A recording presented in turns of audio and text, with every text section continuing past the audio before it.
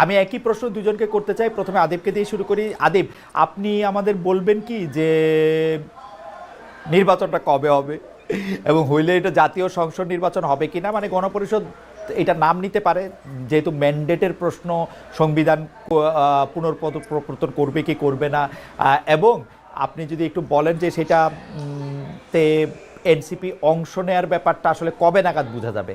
একই প্রশ্ন আমি বিএনপিকে করতে চাই, বা বিএনপিটা জানতে চাই যে ইলেকশন হবে বলে মনে করেন কিনা, এবং ইলেকশনের সময় আইন শৃঙ্খলা পরিস্থিতির অনেক অবনতি ঘটতে পারে বলে মনে করেন কিনা। আমি প্রথমে আদিবকে জানতে চাইবো যে আদিব, আপনি যদি একটু বলেন যে ইলেকশনটা কবে হবে, আমরা স্পষ্ট করে বলেছি, সেটি আপনার এই বক্তব্যে স্পষ্ট করে বলেছিলাম যে এনসিপি অবশ্যই ইলেকশনে অংশগ্রহণ করবে, সেটি অবশ্যই গণপরিষদ নির্বাচনে অংশগ্রহণ করবে।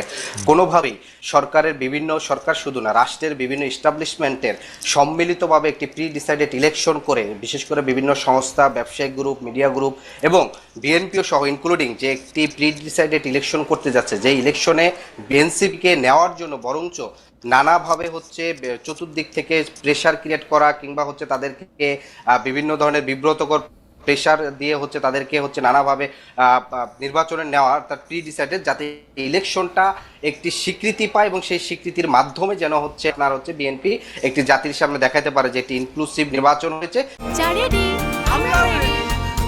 চা মানে লাইফটা ভরপুর, চা মানে ইস্পাহানি মির্জাপুর। সে নির্বাচনের মাধ্যমে সে ক্ষমতা গ্রহণ করতে, বরঞ্চ এটা এনসিপি কোনোভাবেই, বিএনপি যেভাবে 2018 সালে ভুল করেছে, 2008 সালে নির্বাচনে অংশগ্রহণ করে তারা প্রতারিত হয়েছে, সেই ভুল কিন্তু এনসিপি করবে না। ফলে এনসিপি মনে করতেছে আমাদের এই মুহূর্তে যে সমাধান, সেটি গণপরিষদ নির্বাচন, এবং সেটি হচ্ছে রাষ্ট্রের গণতন্ত্র ফিরিয়ে আসা, আইনের শাসন, রাষ্ট্রের জনগণ নাগরিক হিসাবে মর্যাদা প্রতিষ্ঠা করা, রাষ্ট্রের যে প্রতিষ্ঠানগুলো নিরপেক্ষ থেকে জনগণের অধিকারকে প্রতিষ্ঠা করে। বরং আমরা দেখে থাকি যে বিদ্যমান ব্যবস্থার মাধ্যমে সেই নির্বাচনে অংশগ্রহণ করলে সেই প্রতিষ্ঠানগুলো, রাষ্ট্রের যে প্রধানমন্ত্রী থাকে, একক ব্যক্তির কর্তৃত্ব ইচ্ছার উপরে সকল কিছু হয়ে থাকে। আপনি দেখেন যে এই যে 4টা প্রতিষ্ঠান, সাংবিধানিক প্রতিষ্ঠান, সেই প্রতিষ্ঠানগুলো আমরা দেখেছি এখন পর্যন্ত বিএনপি কিন্তু আপত্তি দিয়ে রাখছে। একই সাথে কিন্তু ঐক্যমত কমিশন কিন্তু বারবার বলেছে প্রধানমন্ত্রী থাকাকালে কোনো দলের প্রধান থাকতে পারবে না, সেগুলো তো হয় না। ফলশ্রুতিতে কোনো ধরনের চাপ প্রয়োগ করে সংস্থার দ্বারা হচ্ছে মিথ্যা তথ্য ছড়িয়ে এনসিপিকে কোনোভাবে প্রি ডিসাইডেড ইলেকশনে এভাবে নেওয়া যাবে না। বরং এনসিপি মনে করে বাংলাদেশের জাতি ও মানুষের জন্য, স্বাধীনতা সার্বভৌমত্বের জন্য গণপরিষদ নির্বাচন এবং নতুন সংবিধানই হচ্ছে সমাধান।